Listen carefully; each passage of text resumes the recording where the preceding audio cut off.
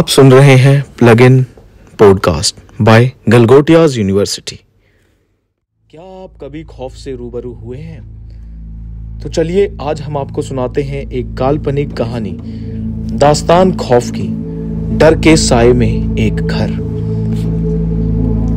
बिन्नी और रमित ने हाल ही में अपना घर नए घर में शिफ्ट किया। कुछ जमा पूंजी से और कुछ पैसों का लोन ले लिया। रात का वक्त था, रमित आने को ही था, तभी एकाएक बिन्नी को याद आया कि कुछ जरूरी राशन नहीं है। उसने घड़ी की तरफ देखा और 9 बज रहे थे और उसने सोचा कि ज्यादा देर हुई तो यहाँ दुकानें बंद हो जाएंगी। बिन्नी को उस जगह के बारे में ज्यादा कुछ नहीं पता था। तभी अचानक उसने अपने 8 साल के बच्चे राजू से कहा, बेटा कहीं जाना नहीं, मैं बस अभी आती हूँ। बिन्नी घर के बाहर निकली और एक कदम आगे बढ़ने ही लगी कि उसने देखा कि एक नीम के पेड़ के नीचे एक बुजुर्ग से अंकल बैठे हुए हैं। बिन्नी ने बुजुर्ग से कहा, चाचा जी, ओ चाचा जी। पहली बारी में जैसे उस बुजुर्ग ने बिन्नी की बात को अनसुना कर दिया हो, लेकिन बिन्नी ने फिर कहा, चाचा जी। लेकिन इस बार उस बुजुर्ग ने अपनी जेब से खैनी निकाली और मसलने लगा और बोला, कहो बेटा। जी, यहाँ पर कोई किराने की दुकान है क्या? हाँ बेटा, यहाँ पर किराने की दुकान है, सीधा जाकर गली के किनारे पर। लगता है तुम यहाँ पर नई आई हो। हाँ, वो जो सामने वाला आखिरी घर है ना, वही लिया है हमने। बुजुर्ग ने घर की तरफ एक आंख करके देखा। बिन्नी आगे बढ़ गई और सामान लेकर दुकान से लौट ही रही थी और देखती है कि वहां ना कोई बुजुर्ग था, ना ही कोई नीम का पेड़। वो ये देख दंग रह जाती है और एक पल के लिए बिन्नी का शरीर सुन्न हो गया और माथे पर जैसे पसीना आने लगा हो। वहां से बिन्नी सीधा भाग जाती है अपने घर की तरफ। उसने अपने घर की डोरबेल दबाई और 1 बार 2 बार उसको अंदर से कोई आहट नहीं आती है और वो डर जाती है कि कहीं राजू को कुछ हो तो नहीं गया। वो आवाज लगाने लग जाती है, राजू बेटा, ओ राजू बेटा, तुम ठीक तो हो? पूरे 1 मिनट के बाद राजू चिल्लाकर कहता है, हाँ मम्मी, आ रहा हूँ। दरवाजा खुला। बिन्नी बोली, राजू, तू ठीक तो है ना? हाँ मम्मी, मुझे क्या हुआ? हाँ, तो मैं इतनी देर से बेल बजा रही, सुनाई नहीं देता तेरे को? वो मम्मी, मैं टीवी देख रहा था फुल वॉल्यूम पर। बिन्नी ने डर के मारे सारे दरवाजे खिड़कियां बंद कर दी, लेकिन बार बार उसकी आंखों के सामने वो बुजुर्ग और वो नीम का पेड़ घूम रहा था। वो ये सब सोच के डर ही रही थी। फिर अचानक डोरबेल बजती है। बिन्नी डर के पूछती है, कौन है? अरे मैं रमित हूँ। बिन्नी भाग कर जाती है और गेट खोलती है और रमित कहता है, ऐसे क्यों पूछ रही हो? मेरे अलावा और कौन हो सकता है? बिन्नी कहती है, वो मैं थोड़ी देर पहले बाहर सामान लेने दुकान पे गई थी ना। सामान तो ले आई ना, चलो फटाफट जाके मेरे लिए चाय बना कर लेके आओ। लेकिन रमित, सुनो तो। पहले चाय फिर बातें। बिन्नी बेमन से चाय बनाने चली गई और फिर दोनों ने चाय पी।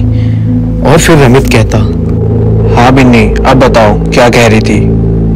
अरे वो मैं अभी सामान लेने बाहर निकली ना, तो वहां सामने एक नीम के पेड़ के पास एक बुजुर्ग बैठे थे और मेरे सामने ही उन्होंने खैनी भी मसली।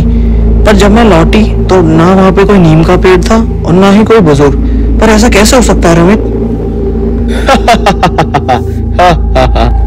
माय डियर, कम से कम जोक तो अच्छा सुनाया करो।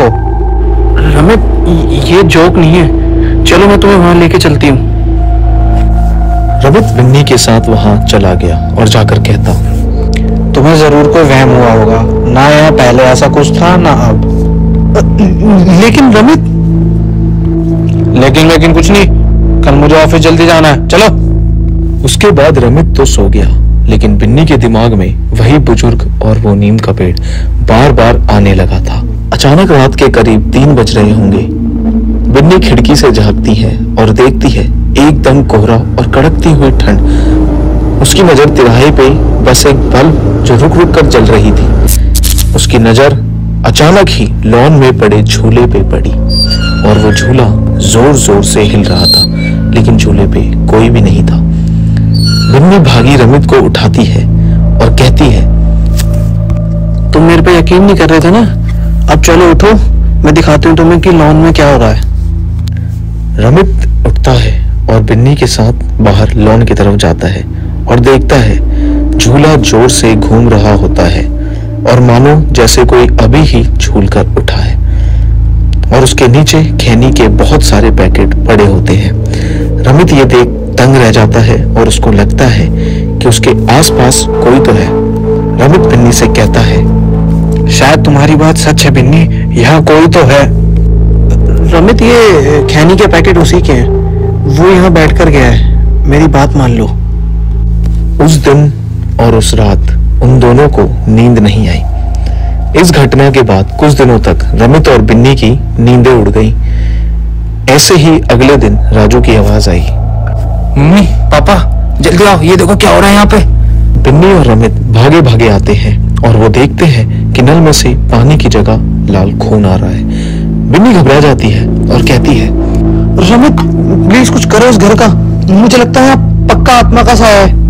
रमित ऑफिस से छुट्टी ले लेता है और दोनों से कहता है, तुम चिंता मत करो, मैं कुछ करता हूँ। रमित को लगने लगा था कि इस घर में कुछ न कुछ अजीब है। दोपहर में रमित जैसे ही लॉन के साइड गया तो उसको लगा कि उसके पीछे कोई खैनी मसल रहा है, और वो पीछे मुड़ा ही था कि उसने देखा कि खैनी के पैकेट पड़े हैं। वो डर जाता है और घबरा कर बिन्नी को देखने चला जाता है। अगले दिन सुबह के 8 बज रहे थे। बिन्नी और रमित लॉन में बैठे होते हैं और वो देखते हैं बगल वाले घर में कोई ऑटो से कोई बुजुर्ग उतर रहा होता है। वहां हमेशा से ताला लगा रहता है और वो उनसे बात करने चले जाते हैं। हेलो अंकल जी, मैं रमित, आपका नया पड़ोसी, बाजू वाला घर लिया है। बुजुर्ग रमित और घर की तरफ एक नजर से देखता है और कहता है, बेटा चले जाओ यहाँ से, वरना मारे जाओगे, मत रहो यहाँ पर। लेकिन ऐसा क्यों? बेटा मैं सिर्फ साल में 1 या 2 बार ही मकान देख रेख के लिए आता हूँ। पिछले 5 साल से ये मकान कोई खरीद ही नहीं रहा। लेकिन ऐसा क्यों अंकल जी? बेटा बुजुर्ग लोग बताते हैं, यहाँ रहने वाले रामपाल यादव को उसके ही भाई ने पैसों के लिए लालच में मार दिया था और मारकर घर के लॉन के झूले के नीचे दफना दिया था। तब से यहाँ पर अजीब घटनाएं होने लगी हैं। पर तुमसे पहले कितने लोग आए यहाँ पर, कुछ तो गायब हो गए और कुछ भाग गए यहाँ से।